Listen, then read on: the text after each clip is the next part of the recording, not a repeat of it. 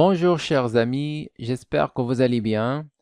Dans cette vidéo, je vais traiter avec vous un exercice sur les ondes mécaniques progressives dans lequel on étudiera la propagation d'une onde le long d'une corde. Cette vidéo est consacrée aux étudiants deuxième année bac, sciences mathématiques et sciences expérimentales. Une perturbation se propague le long d'une corde tendue. À la date t égale à 0, l'onde part du point O, origine de l'axe OX, de même direction que la corde. Le graphique ci-dessous représente le déplacement transversal YM de T, d'un point M d'abscisse XM égale à 8 cm. Première question, à quelle date T1 la perturbation arrive-t-elle en M? Deuxième question, calculer la célérité V de l'onde le long de la corde. Troisième question, pendant quelle durée ΔT le point M est-il affecté par le passage de l'onde? On considère un point N d'abscisse 32 cm. Quatrième question, quelle est la longueur L de la perturbation? Cinquième question, calculer le retard en N par rapport au point M. Sixième question, à quelle date T2 la perturbation arrive-t-elle en N? Septième question, représenter graphiquement YN de T. Huitième question, schématiser la corde à la date T2, c'est-à-dire à l'instant où la perturbation atteint le point N. Justifier. Placez le point M sur la corde. Vous pouvez télécharger l'énoncé de l'exercice à partir de la description.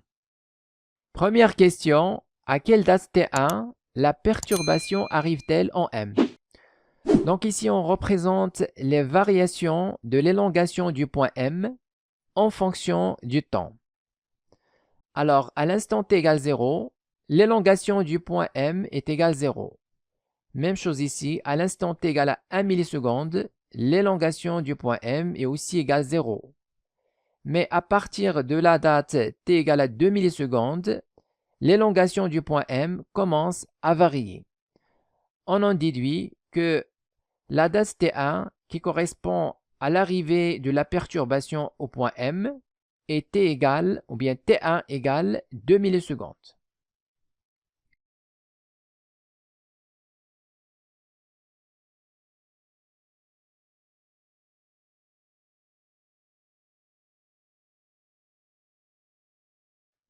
La date T1 d'arrivée de la perturbation au point M correspond à la date où l'élongation Ym de T commence à varier en fonction du temps. Alors, à partir du graphique, T1 est égal à 2 millisecondes. Deuxième question, calculer la célérité V de l'onde le long de la corde. Donc, on sait que la célérité V est définie par la distance parcourue par la perturbation sur la durée ΔT. Et comme elle est constante, donc on va choisir la distance D égale à la distance OM entre la source en haut et le point M d'abscisse XM égale à 8 cm. Sur la durée qui correspond à la date T1 où la perturbation arrive au point M, moins T0 à l'instant initial où la perturbation part de l'origine en haut. Alors, OM, c'est l'abscisse du point M qui est XM moins XO, l'abscisse de la source à l'origine, sur T1 moins T0 qui vaut 0. Alors, la célérité V est égale à XM, car XO est égal à 0, et T0 aussi égale à 0. Donc, il reste XM sur T1. Alors, application numérique. La célérité V est égale, alors XM à partir de l'énoncé, c'est 8 cm.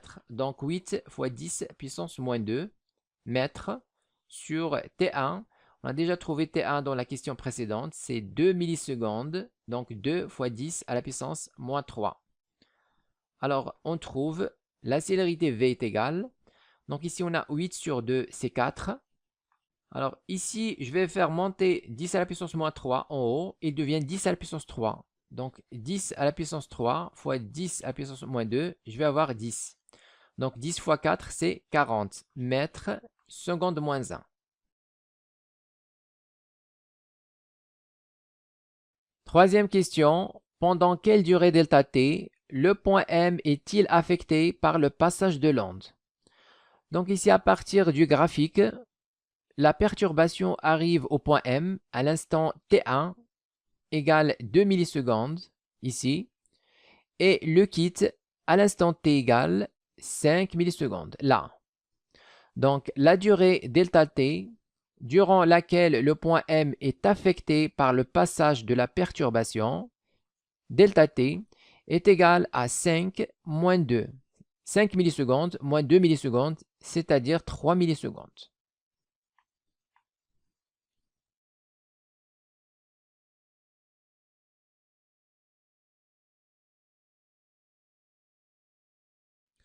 Donc la perturbation arrive au point M à la date T1 égale à 2 millisecondes et le quitte à la date T égale à 5 millisecondes.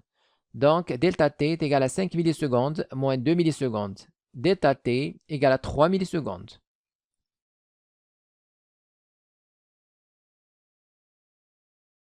Question 4. Quelle est la longueur L de la perturbation? Alors on sait que la célérité V est égale à la longueur L de la perturbation sur la durée delta T de la perturbation. Alors L égale la célérité V fois delta T. Application numérique. Donc la longueur L est égale à la vitesse. On a déjà trouvé 40 mètres secondes moins 1. Multiplié par delta T, on a trouvé dans la question précédente 3 millisecondes. Donc 3, 10, moins 3. Alors la longueur L de la perturbation est égale, ici on a 3 fois 4, 12. Alors 10 fois 10 moins 3, c'est 10 moins 2 mètres. Égale aussi à 12 cm.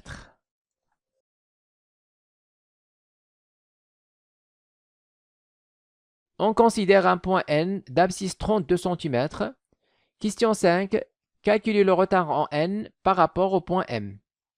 Donc d'après le cours, on sait que le retard taux entre deux points M et N correspond à la distance Mn sur la célérité V. Donc ça, c'est une application directe du cours. Donc si on trace l'élongation du point M, c'est-à-dire YM en fonction du temps, donc à l'instant t égale 2 millisecondes, la perturbation arrive au point M, comme ça. Maintenant, on va tracer donc l'élongation du point N, c'est-à-dire YN, à l'instant T', par exemple ici. Donc, la perturbation va arriver au point N à l'instant T'. Donc, on va reproduire la même perturbation qu'au point M. Alors, la durée ici, entre l'instant T1 égale 2 millisecondes et T' correspond au retard taux, égale à la distance Mn sur la vitesse. Donc, le retard taux est égal à...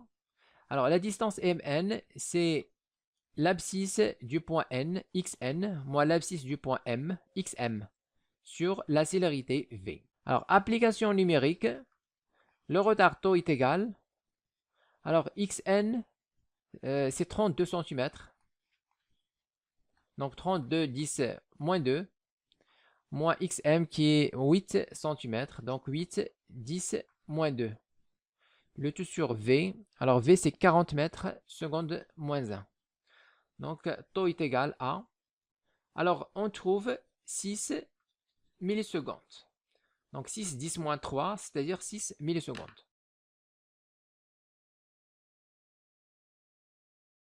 Question 6. À quelle date T2 la perturbation arrive-t-elle en N? Donc, ici, on a déjà vu. Donc, la perturbation arrive au point M à l'instant T1 égale à 2 millisecondes. Ici. Et ici, par exemple, la perturbation arrive au point N. Donc ici, on a l'élongation YN. Donc la perturbation arrive au point N à l'instant T2, ici. Donc c'est T2 qu'on cherche. Alors,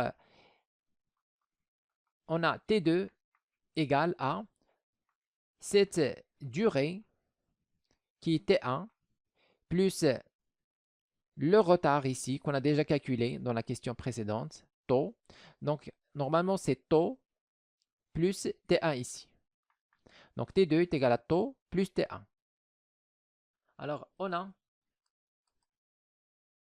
T2 est égal à T1, l'instant où la perturbation arrive au point M, plus le retard entre les deux points M et N. Alors, application numérique, T2 égale, alors T1 on a déjà trouvé 2 millisecondes, plus taux, le retard, on a déjà trouvé, c'est 6 millisecondes. Donc, on déduit que T2 est égal à 8 millisecondes. Alors, deuxième méthode, on a la vitesse V est égale à donc la distance Mn sur la durée delta T égale à donc la distance Mn sur, alors ici on va mettre T2, l'instant où la perturbation arrive au point N, moins T1, l'instant où la perturbation arrive au point M. Alors maintenant on va tirer T2. Alors T2 moins T1 est égal à, donc je fais monter T2 moins T1 et je descends V. Je vais avoir Mn, donc Mn déjà c'est Xn moins Xm sur la célérité V.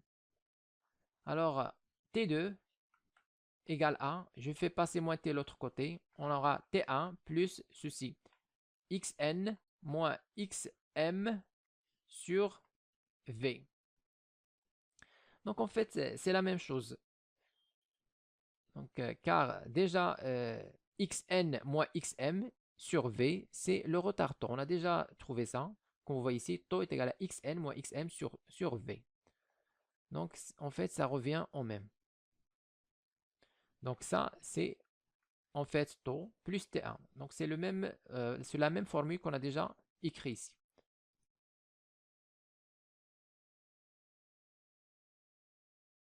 Question 7. Représentez graphiquement Yn de t. Donc ici, on représente les variations de l'élongation du point M. Alors, ici, à t égale 2 millisecondes, la perturbation arrive au point M. Maintenant, pour trouver l'élongation du point N en fonction de t, c'est-à-dire Yn de t, donc on a déjà trouvé que la perturbation arrive au point N à l'instant T2 égale à 8 millisecondes.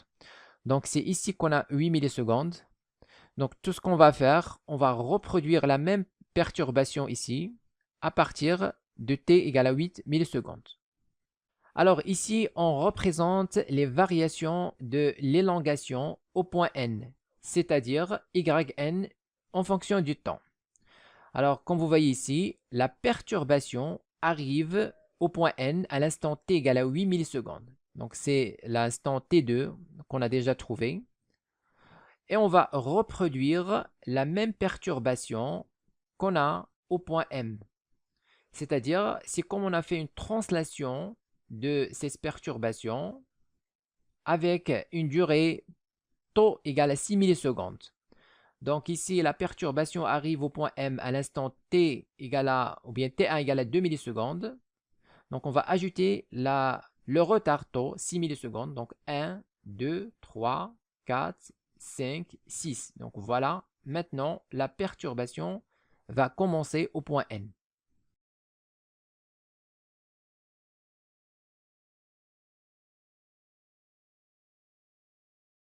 Question 8. Schématiser la corde à la date T2, c'est-à-dire à l'instant où la perturbation atteint le point N. Justifier. Placez le point M sur la corde. Donc ici, on représente les variations de l'élongation du point N en fonction du temps. Donc la perturbation ici arrive au point N pour la première fois à l'instant T, ou bien T2, égale à 8 millisecondes. On a déjà vu ça. Maintenant, on veut représenter les variations de l'élongation du point N, mais cette fois en fonction de l'abscisse X.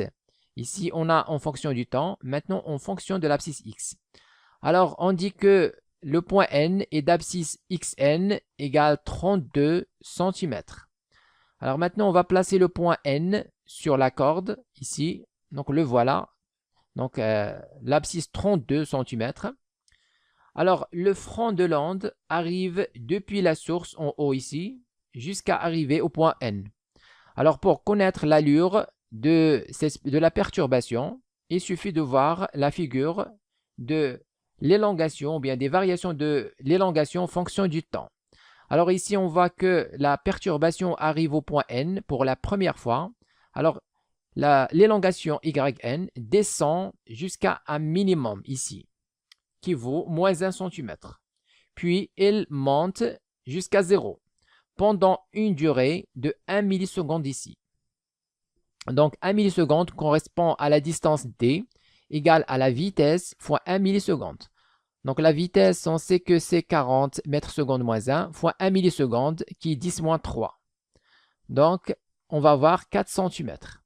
Donc, ici, l'onde va, ou bien le point N va descendre jusqu'à son minimum, au moins 1 cm ici. Le voilà. Puis, il va remonter.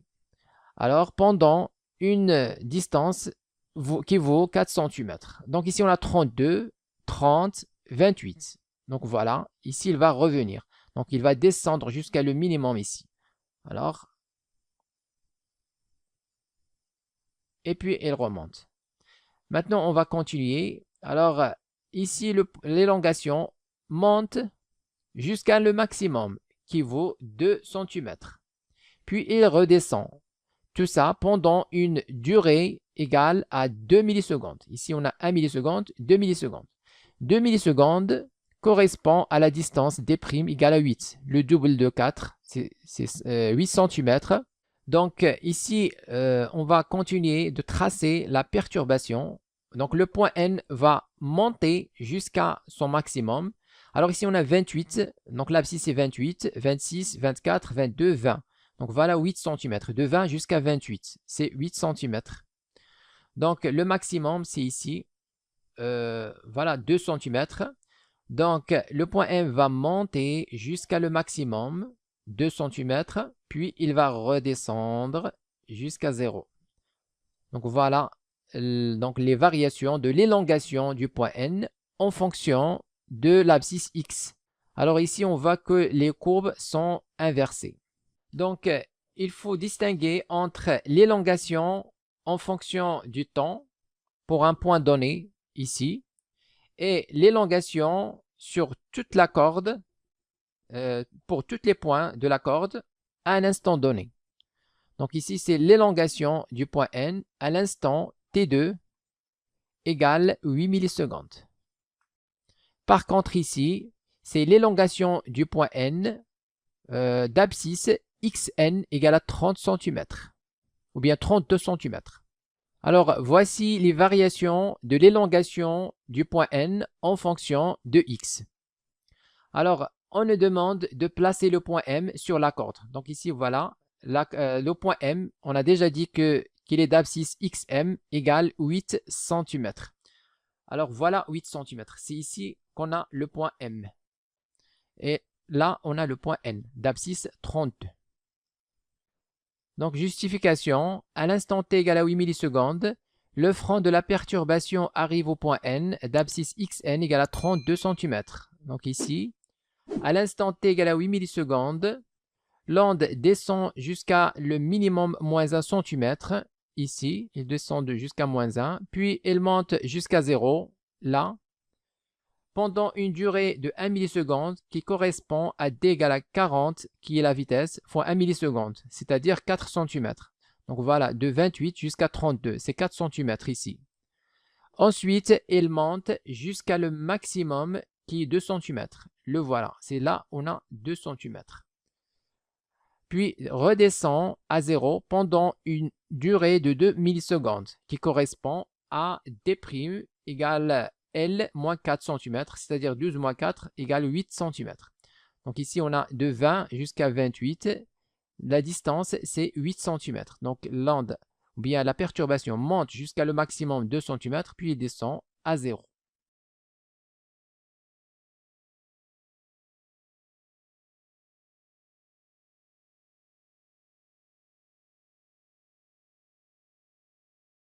Écrivez-moi vos remarques dans les commentaires et n'oubliez pas de cliquer sur j'aime si vous appréciez notre contenu et de s'abonner à notre chaîne YouTube. C'est absolument gratuit pour recevoir de nouvelles vidéos.